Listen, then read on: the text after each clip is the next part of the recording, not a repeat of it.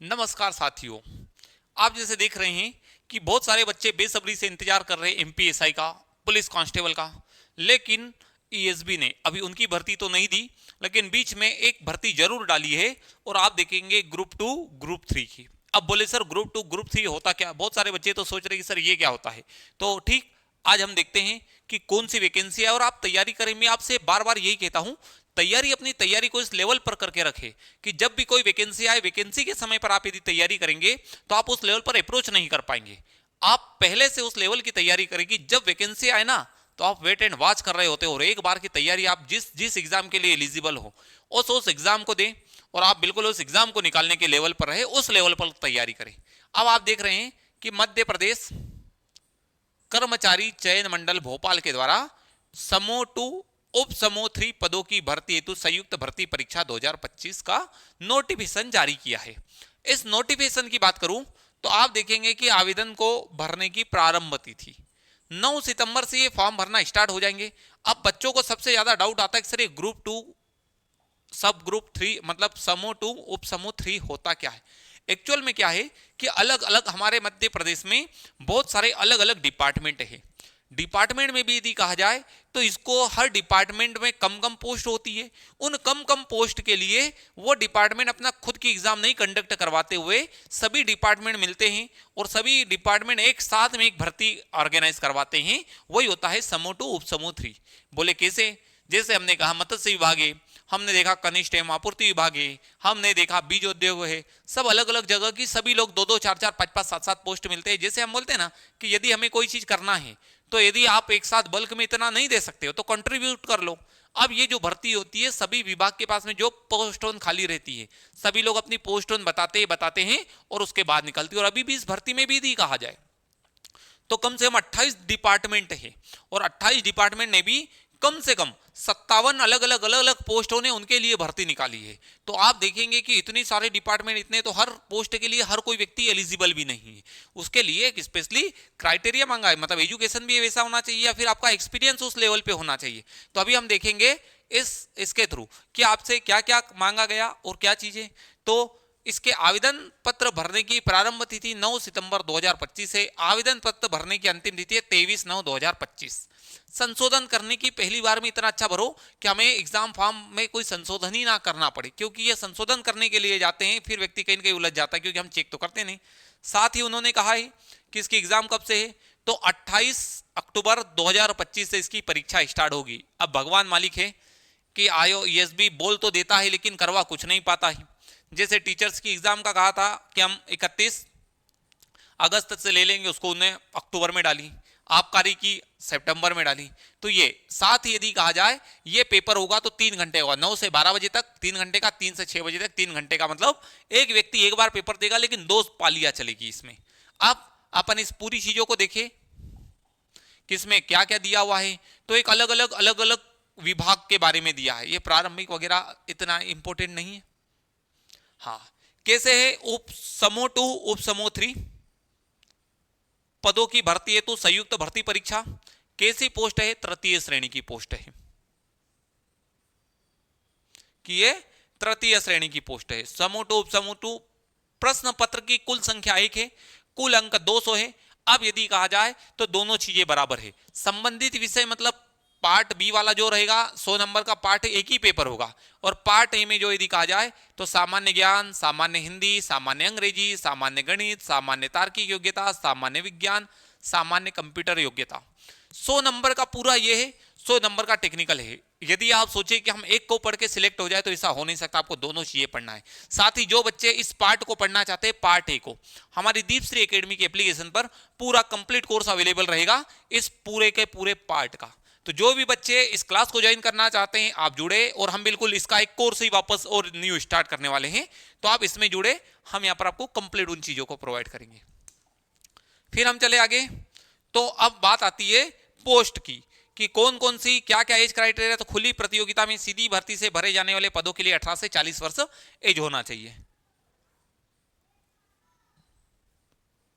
फिर अब most important आती है इंफॉर्मेशन, ये A1 B2।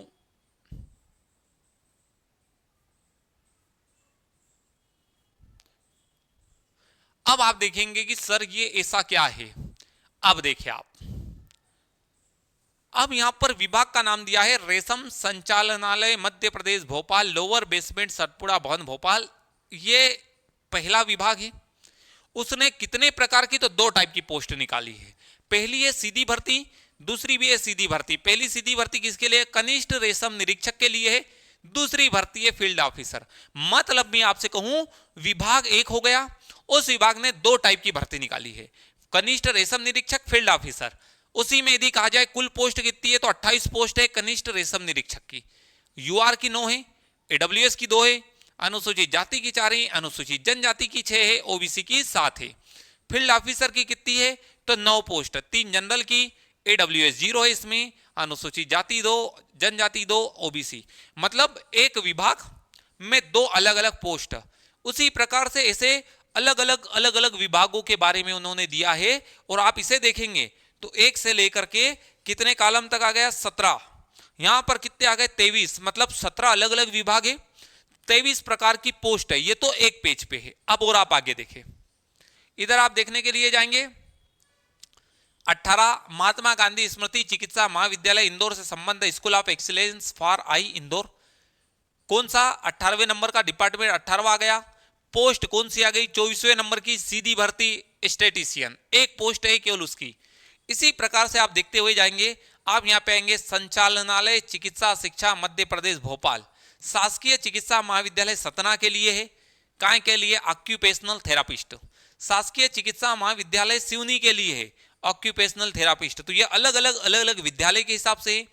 फिर आप जाएंगे MP state cooperative dairy federation limited Bhopal के द्वारा निकाली, भोपाल सहकारी दुग्ध संघ, सीधी भर्ती है। काय की है? वरिष्ठ प्रयोगशाला सहायक, कनिष्ठ प्रयोगशाला सहायक, डेयरी डाक असिस्टेंट, कनिष्ठ। तो ये क्या है? अलग अलग पोस्ट, उनके नंबरिंग भी दी हुई है। ये डिपार्टमेंट है। उसी के बाद में आप टोटल मिला के देखेंगे तो आपको 28 विभाग ने अलग अलग 57 पोस्ट पे निकाली है। तो अब आपको इस फॉर्मेट को कैसे देखना है, ये नंबरिंग के यहां पर विभाग दिए हुए हैं, यहां पर पोस्ट उनके कोड दिए हुए हैं और कौन सी पोस्ट है और यहां पर उनकी दी हुई है संख्या।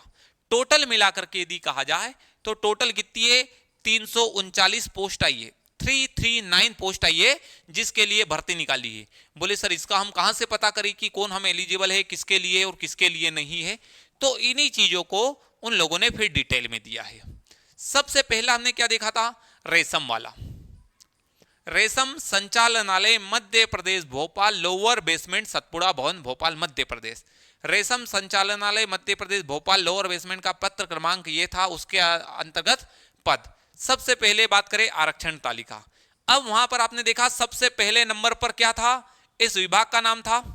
इस विभाग के नाम के बाद में कौन सी पोस्ट थी, कितने पद थे, इसको इस प्रकार से देखना। अब यदि आप देख रहे हैं कि बहुत सारे बच्चे ऐसे हैं जिन्हें प्रॉपर पोस्ट उनको देखना नहीं आ रहा है, इस वीडियो को जैसे भी आप देखेंगे आपको मैं वो चीज बताऊंगा, पूरी नहीं लेकिन मैं उस बेसिक चीज को बताऊंगा जहां से आपको अपना देखना है कि आप किस पोस्ट के लिए एलिजिबल है। सबसे पहले है पोस्ट कोड 1, जो आपको अपने फॉर्म में भी भरना होगी यदि आप एलिजिबल है। कैसी है? सीधी भर्ती है। किसकी है? कनिष्ठ रेशम निरीक्षक की है। कुल कितने पद है? 28 है। कैसे है? अकार्यपालिक। फिर उन्होंने कहा है अनारक्षित की टोटल 9 पोस्ट है।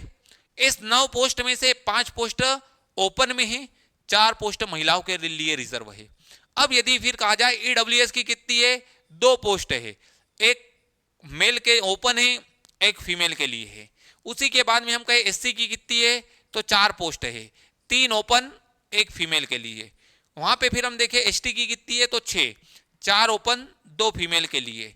यहां पर ओबीसी की कितनी है? 7, 5 ओपन, 2 फीमेल के लिए। मतलब ओवरऑल 10 पोस्ट यदि कहा जाए तो महिलाओं के लिए है, 18 पोस्ट ओपन है और ओपन पे हर कोई व्यक्ति फाइट कर सकता है। अब यदि बात आती है कि देखिए यहां पर 10 तो केवल और केवल महिलाओं के लिए है, क्या महिलाएं यदि नहीं होती तो क्या होता है? तो उस कंडीशन में उसी डिपार्टमेंट, उसी विभाग, मतलब उसी कैटेगरी के मेल कैंडिडेट को पोस्ट अलॉट कर दी जाती है यदि महिलाएं अवेलेबल नहीं हुई तो।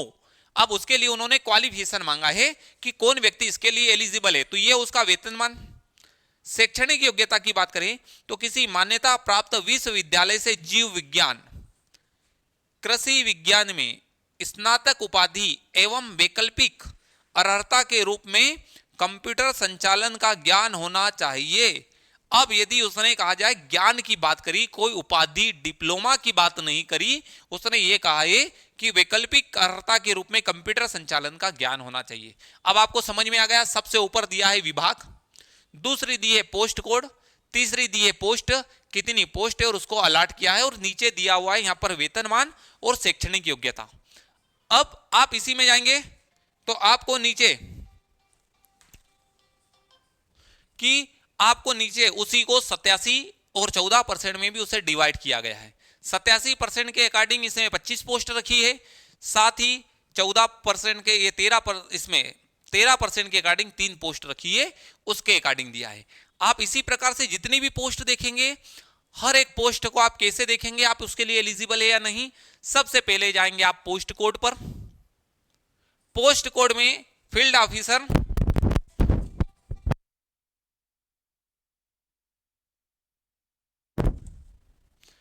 कि आप जाएंगे पोस्ट कोड पर, कौन सी पोस्ट है, कितने पद है, साथ ही उसी को चीजों को ईडब्ल्यूएस की कितनी वेतनमान यहां पर मिलेगा।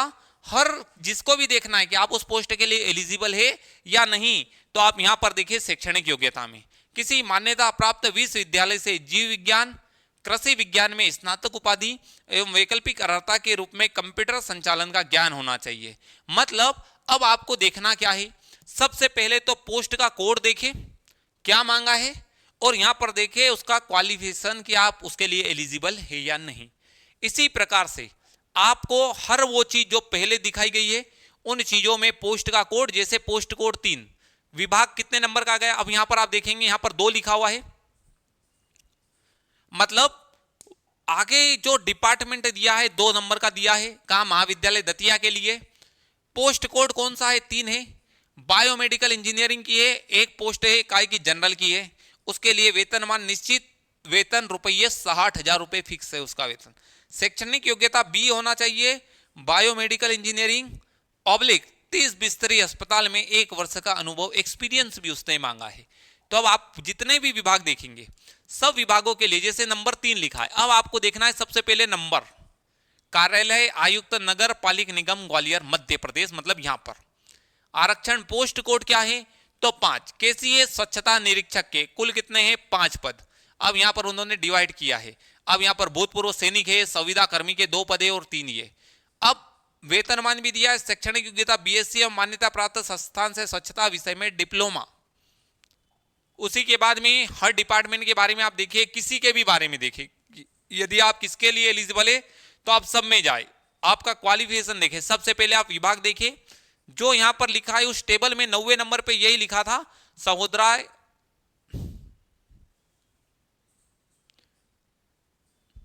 की सहोदरा राय शासकीय पॉलिटेक्निक महाविद्यालय सागर मध्य प्रदेश।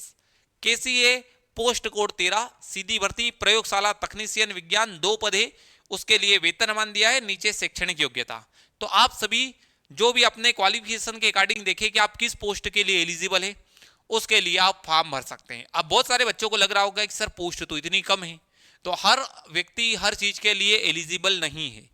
अब आप देखेंगे बहुत सारे बच्चे ऐसे हैं जो देना तो चाहते लेकिन उसके लिए एलिजिबल नहीं। जैसे हम कहें यहीं पर पोस्ट कोड 40 सीधी भर्ती, डेयरी डाक सहायक, कुल 7 पद दिए हैं, EWS general OBC SC ST सभी के दिए हैं, वेतनमान दिया है, शैक्षणिक योग्यता दी हुई है। और ये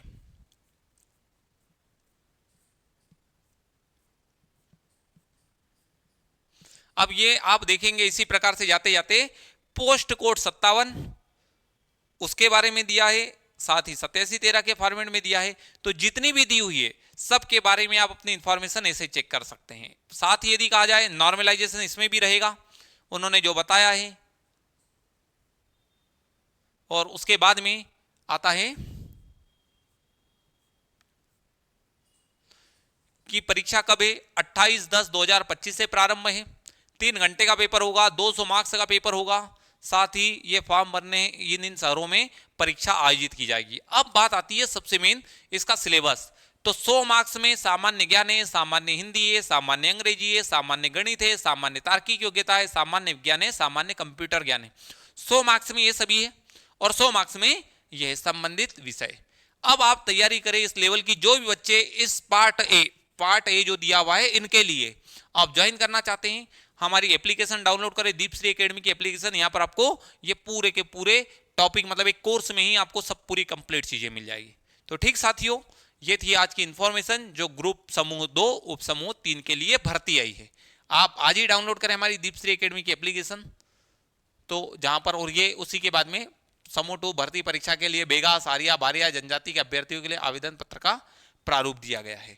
तो इस भर्ती में बहुत सारे बच्चों को कंफ्यूजन आ रहा था। इस वीडियो को देखने के बाद आप खुद देखें कौन से डिपार्टमेंट के लिए है, कौन सी पोस्ट के लिए आप एलिजिबल है, उस पोस्ट के नीचे उसका वेतनमान लिखा हुआ है, शैक्षणिक योग्यता लिखी हुई है, और उनको एक जगह पर नोट डाउन करें। जब फॉर्म भरने के लिए जाए तो ये चीज को जरूर देखें कि प्रॉपर आप भर रहे, कुछ गलती तो नहीं हो रही है, क्योंकि ऐसे फॉर्म भरने में ज्यादातर बच्चों के साथ गलतियां हो जाती है कि आप जिसके लिए एलिजिबल नहीं है जल्दबाजी में ऊपर या नीचे टिक हो जाता है, जो हमारे पास में उसके क्राइटेरिया में ही नहीं आते हैं। तो ठीक साथियों, इस वीडियो से आपको इसकी पूरी इंफॉर्मेशन मिली होगी।